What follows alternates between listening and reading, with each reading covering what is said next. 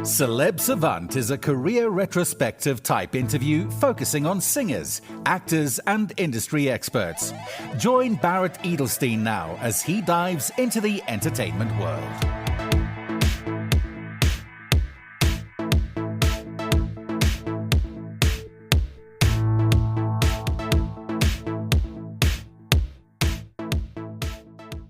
Gavin Friday is an Irish singer, songwriter, composer, actor, and painter.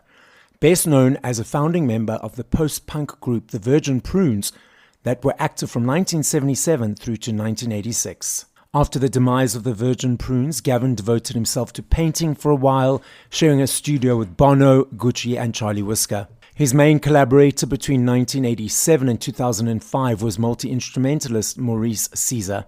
The duo released a number of albums and also composed the score for the Jim Sheridan films The Boxer and In America, which was nominated for Best Original Film Score in the 2004 Ivor Novello Awards. Gavin and Bono from U2 collaborated on the soundtrack for the Jim Sheridan film In the Name of the Father, including the title track Billy Bula and You Made Me the Thief of Your Heart, which was sung by Sinead O'Connor and nominated for a Golden Globe for Best Original Song. In 2003, they wrote Time Enough for Tears, the original theme tune for Sheridan's film In America, as sung by Andrea Corr. The song was nominated for a Golden Globe Award for Best Original Song. Over the years, Gavin has collaborated with the likes of Quincy Jones, Hal Wilner, Gavin Bryars, and more. Gavin has also released a number of solo albums, including the 2024 release, Ecce Homo. Up next on Celeb Savant, we've got Gavin Friday. Where in the world are you and how are you doing? I am in Dublin town, the capital city of Ireland, and I'm sitting here in a post-coffee, busy press time. I've just released an album, so I've been talking Gavin Friday for the last couple of weeks. As a child or a teenager, at what age did you think, cool, you want to be in the entertainment world, and how did that journey progress to where we are today? Let's say it was music came into my life as a 12-year-old kid via Bowie and T-Rex bowling. And for the first time, I felt some way I was identifying with something that understood me as a teenage kid. But it was really punk when punk happened in 1976. I never thought that one could be a musician because I always saw musicians almost like in some university of godliness, like Bowie was a god in my head. But punk smashed that down, said DIY, do it yourself. If you don't know how to play an instrument, just grab it, learn it, express yourself. And it was being in the retrospective, like I was 16 in 1976, and Ireland, Dublin especially, it was a very repressed place. So punk was speaking to me in every way to be an individual. And we didn't know what we were doing, but we formed a band in 1977 called the Virgin Prunes and learned how to play our instruments and went on a magical trip that we never really thought about. We just kept going. It was like we got the keys to the car, but it was a remote control. We were just going. We didn't have a big plan. So there was no big plan. And then when the success started to happen, because you didn't have a plan, were you guys surprised by that, or is it just the next steps? It was typical sort of late 70s teenage angst. The world is in a pretty complex place politically at the moment, but it was in a pretty complex place then, especially coming from Ireland, because we had the troubles between Northern Ireland and England. And we were basically under the strangulation of the Catholic Church as well. In a weird way, we were almost like in a religious dictatorship in my mind. So a lot to kick against. And when we went over to Britain first, to London, the Virgin Prunes were quite visually dramatic, didn't look like Irish. And we were sort of repelled a little by it. The Brits didn't like us. So we went to Europe. For some reason, the French, the Spanish, the Germans, the Italians, the Dutch, they just opened their doors to us. And within a matter of 2 or 3 years, we were playing to a couple of thousand a night. But as I said, we were 21, 22, 23-year-olds. Yeah. And this quite alternative music. We'd know sort of ambitions to have hit singles or anything like that. We had a defiant aesthetic that was just express ourselves. You know, the band didn't last long because Yeah. anything that is that, let's say the light that burns twice as bright burns half as long. We sort of blew ourselves up because we were just so constantly wanting to change, constantly want to reinvent ourselves, and constantly going with this sort of free spirit. And eventually that does wear itself out. And in 1986, we fully broke up. And it was then I really started thinking about, do I want to pursue the rest of my life in music or arts or what? And that's when I made the decision, yes, I'd like to continue in music. So it's 1986. But once again, I was not that interested in the so-called contemporary world of music. I've never walked a straight line, and I'm not a conveyor belt guy.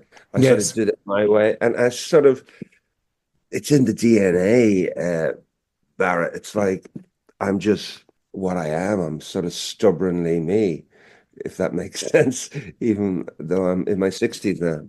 So when you were going against the grain and you were doing things that were against the norm, did you get any resistance from that? Absolutely. Visually, how we looked was quite, I mean, today, not as much, but if you look at photographs of the Virgin Prunes in the early 80s, you'd go, whoa, that's intense, even today. Yeah. But we were questioning an awful lot.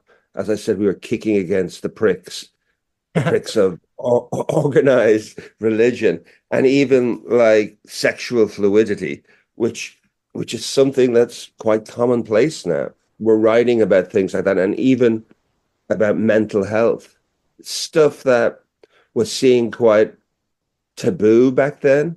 And it's strange, a good friend of mine, Sinead O'Connor, who passed Yes. away, she also had that mantle against the church and for mental illness.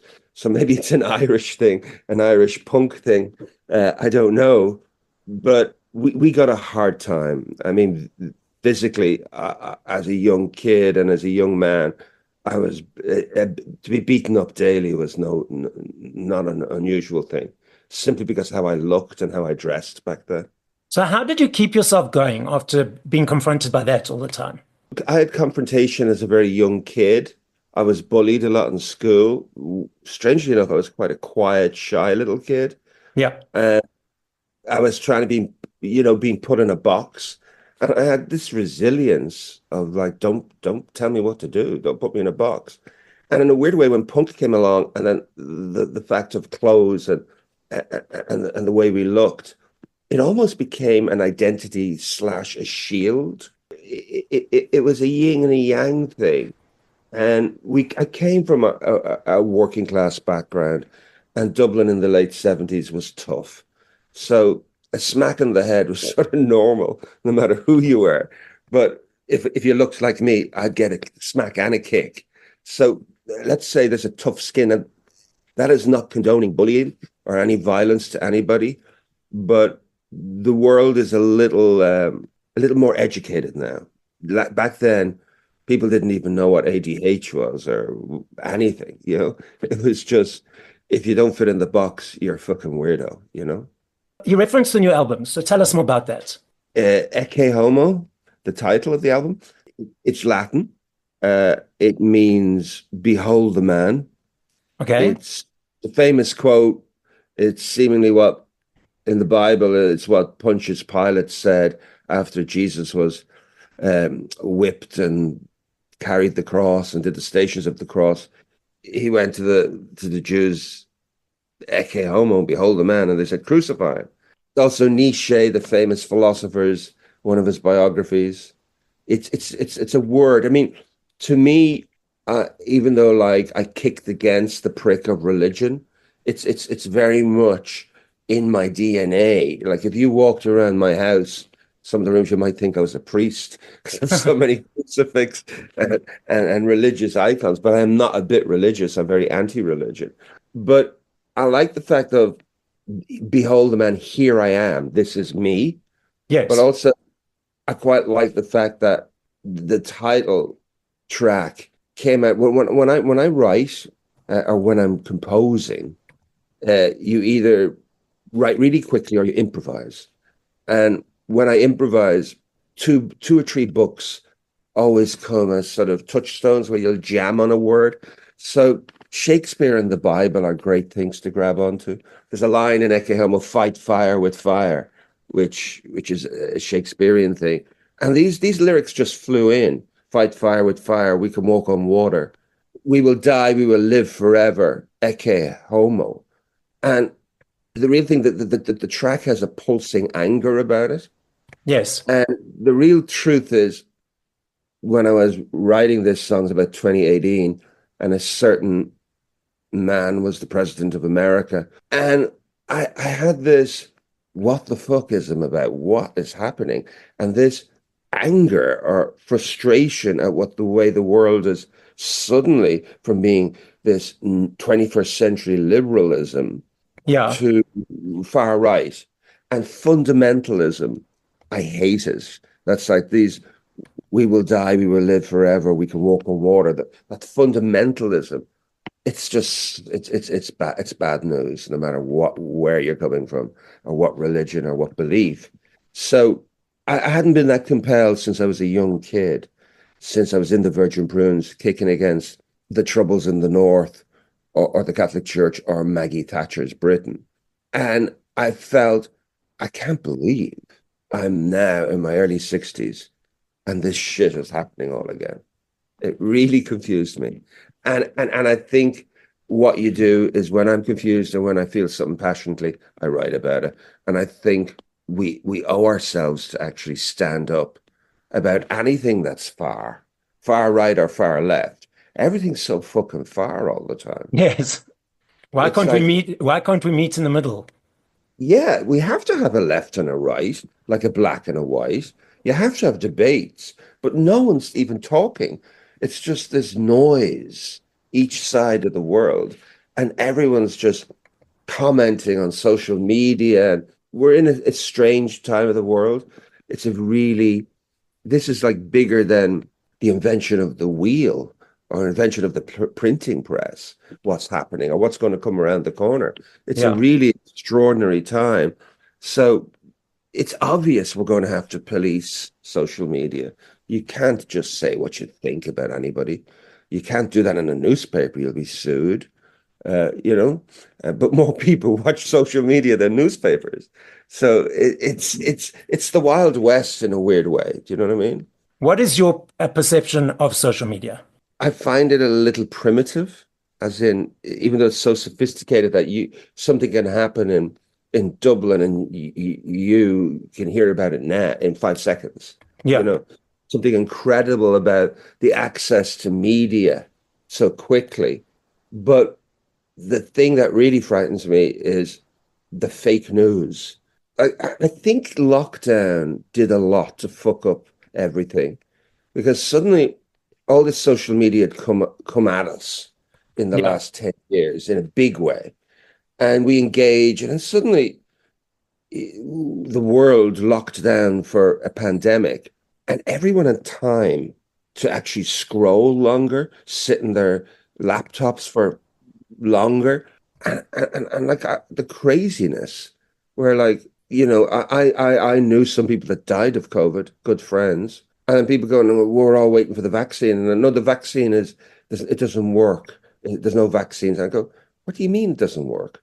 All the fucking scientists of the world, even the Chinese and the Russian and the Arabian and the American, all the scientists of the world are working on this.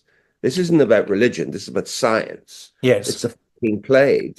Uh, and I just saw the lies and lies, but it's sort of caught wildfire then. Social media. It went wildfire from, you know, I've no problem with wokeism and the way people want to re-look at things, but cancel culture, I really dislike. I really believe live and let live, but say what you feel. And it's just crossed wires everywhere. And that's when the talking came into shouting, Yes. shouting at the other end of the street. You're not shouting even at the same table. It's the other end of the street. And possibly the fake news thing is what really span it out. So I don't know what to think of it. I'm afraid of it. I never liked Twitter. I think I tweeted. I joined Twitter for a week, and I went, "I'll get out of here." I says, I don't want this. Instagram is passive enough. I very rarely get political. I would deal with aesthetics or art or what I'm working on. I very rarely get political. And Facebook, I don't understand Facebook at all. I think it's how people are believing what they read. I mean, I'm a cynic by nature. So if somebody says that vaccine doesn't work, I'd go, I'll find out about that. I'll read about it. I'll look it up. And I go, no, that's bollocks. It does work. I just think people are taking things as they read them. And they're not thinking like, this could be a lunatic writing this. Do you not think that? I totally get what you're saying. And the thing is that people are just accepting things. They're not, as you said, diving into what's actually going on. No. And people are accepting very small things and making decisions on everything around that. I really believe the American election swung in favor of Trump because of the cost of living. People basically, a lot of people are selfish, and they see the price of eggs are now $10, where they were $4. They just want them back to be $4, but they don't realize that the fucking whole world has a cost of living problem. It's a fortune.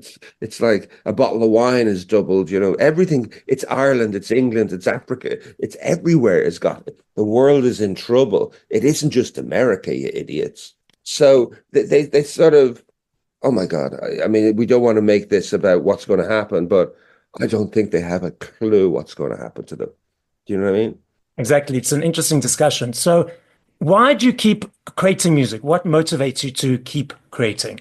It's a very interesting question. It's in my bloodstream. I think music. The things I love are, I mean, I was called an arty bastard as a kid. Loved reading. I like painting, and I love music.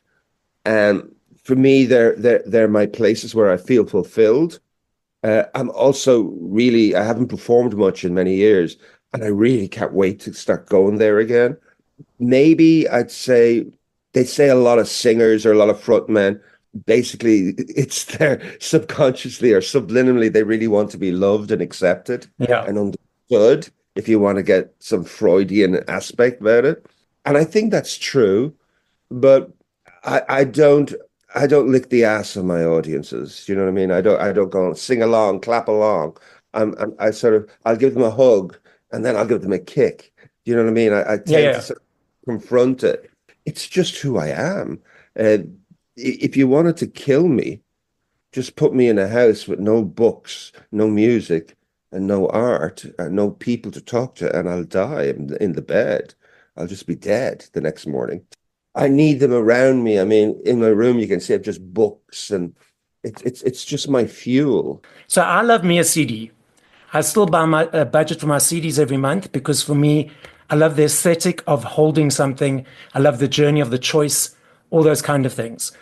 I'm not sure if you're aware that physical CDs, vinyls and cassettes are on a massive comeback, but we've also got these streaming platforms that people consume music on. So what is your observations at the moment? I'm like you. I'm old school. I have all my old CDs and albums, and they're my preference. I never liked cassettes, even in the 80s. I do stream, but I would stream like to find out about an album. I'd read a review and go, oh, the Cure album's supposed to be good. And I'd play it and I go, okay, wow, I quite like that track. If I like it, I buy a CD. If I love it, I'll buy the vinyl. And then sometimes you just navigate and you go, what are they talking about, this band? And I go, really? You listen to it on stream? I'm not going near that. But I'd listen to it a few times, not just a shit click once, where a lot of people just decide now. But the real truth is there's a lack of spontaneity on streaming. If say like I'm in a room now with loads of CDs and albums. If I had a couple of friends over for dinner, I'd go, hey, and I'd go up to the shelf and I'd go through and I'd find an album I haven't played in maybe a year or 2 years, and I'd put it on. And I love this album.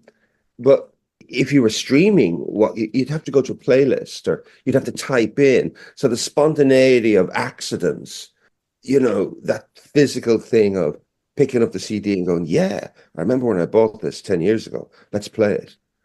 It's that. And a great thing too, I love if you're after having a few friends over and you're having a whiskey and a cigarette or somebody's rolling something, take out a vinyl and you put it on, and the artwork is on the table and your friends are lifting up, oh look, so-and-so plays bass on this and it was produced by this guy.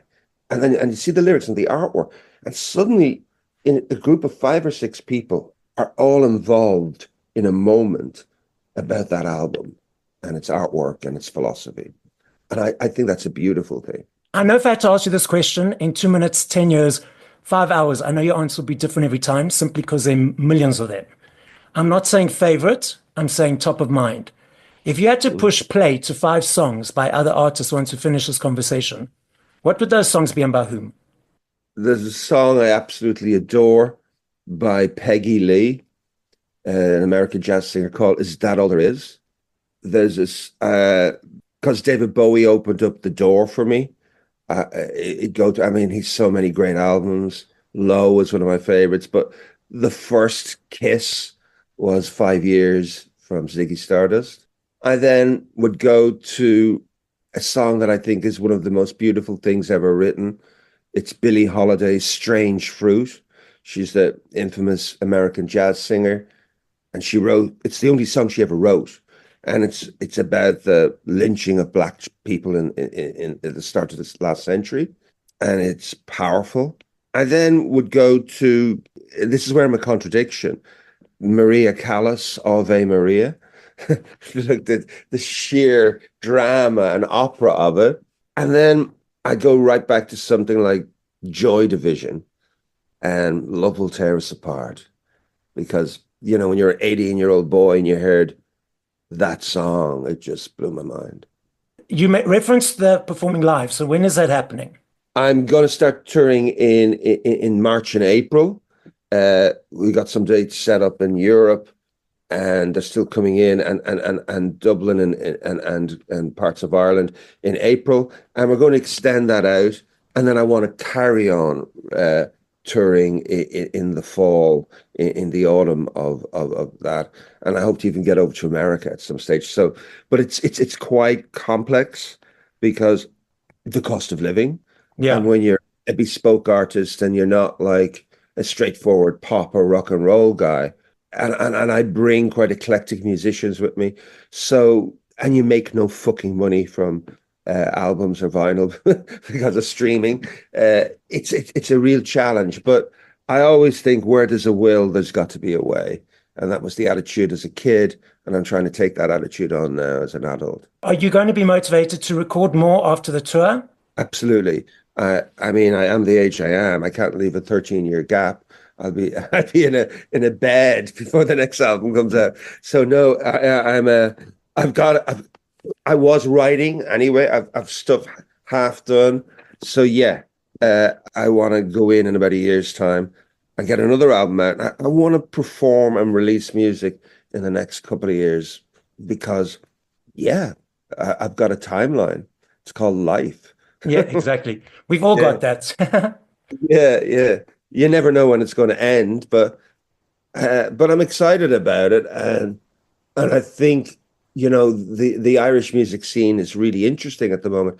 When there's turmoil in the world, sometimes it stirs up the arts. Do you know what I mean? Yes. It makes it interesting. Absolutely. I totally agree. The podcast is listened to throughout the world. As a final message, what would you like to say? Make sure those that you surround yourself with and work with are the right people and the good people, because they're the people that are going to help you get through the shit you're going to have to get through. Thank you for listening to this episode of Celeb Savant. Please follow Barrett on TikTok, Instagram, YouTube, and Facebook at Celeb Savant. That's CelebSavant.